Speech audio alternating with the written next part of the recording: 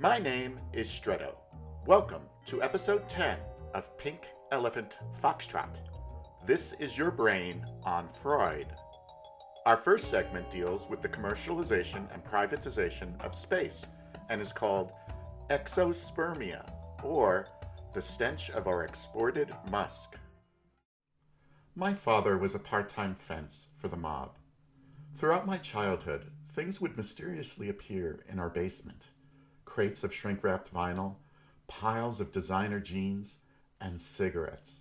Boxes and boxes of cigarettes. So perhaps I shouldn't have been surprised when one October evening my father came home with a pair of tickets to the World Series. When I asked where he got them, he gave me his stock reply: "They fell off a truck."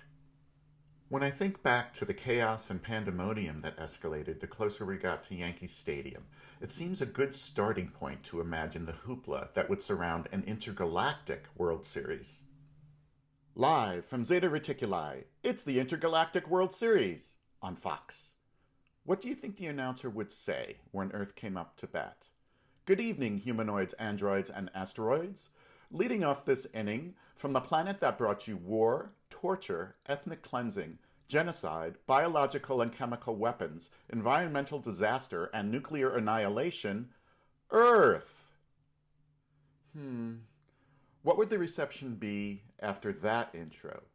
Do you think we would receive a rousing round of applause and cheers? Or would Fox be mining their audio library to replace the ensuing boos with hollers left over from the Married with Children soundtrack?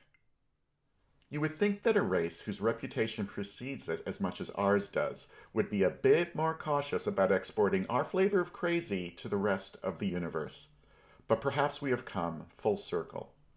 Many scientists believe in panspermia, the concept that life on Earth was seeded with intergalactic material and/or DNA. I think it's safe to say that if this is true, it didn't work out as planned, and so perhaps we should re-examine our recent attempts at exospermia.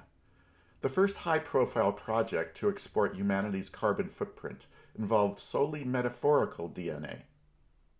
On September 5, 1977, America launched the two Voyager spacecraft knowing full well that they would never return to Earth. Their mission was to explore the outer reaches of our solar system, but they have gone far beyond that goal. Scientist Carl Sagan outfitted each of the craft with a gold record that contains pictures, sounds, and music from Earth.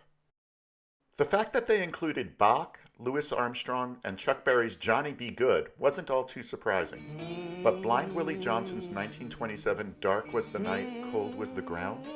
Not sure how that profound wail of the human condition made it into space, but in hindsight, it seems more than fitting. As solid gold intergalactic calling cards go, these two Terrafile pressings were pretty benign. They didn't pollute or punch a hole in the space-time continuum, and they didn't contain any human DNA. Perhaps just as important, the intentions behind the discs and the Voyager project in general seemed, for the most part, altruistic, non-commercial, and guided primarily by curiosity and scientific discovery. All of that changed on October 30th, 1984, when President Ronald Reagan signed the Commercial Space Launch Act, which facilitated the privatization and commercialization of spaceflight. The ramifications would take many years to be fully felt, but they were profound. After the final flight of the Atlantis on July 21st, 2011, NASA ended the Space Shuttle program entirely, ushering in a new era of privatization. The United States government got into the business of funding billionaires in the development of technology that they were then free to sell and deploy at their own will, for their own political agenda and profit. And their agenda does not always run parallel to that of the US government. Because of our reliance on this new technology, Elon Musk, Jeff Bezos, and several other unelected American oligarchs are accountable to no one and literally hold the keys to our kingdom. Since the Voyager project, profit and surveillance capabilities have taken a much higher priority than astrophysics. As of March 2024, SpaceX has launched so many Starlink satellites, over 5,000, that they are interfering with astronomers' abilities to make scientific observations in the night sky. And Jeff Bezos and Blue Origin are busy playing catch-up.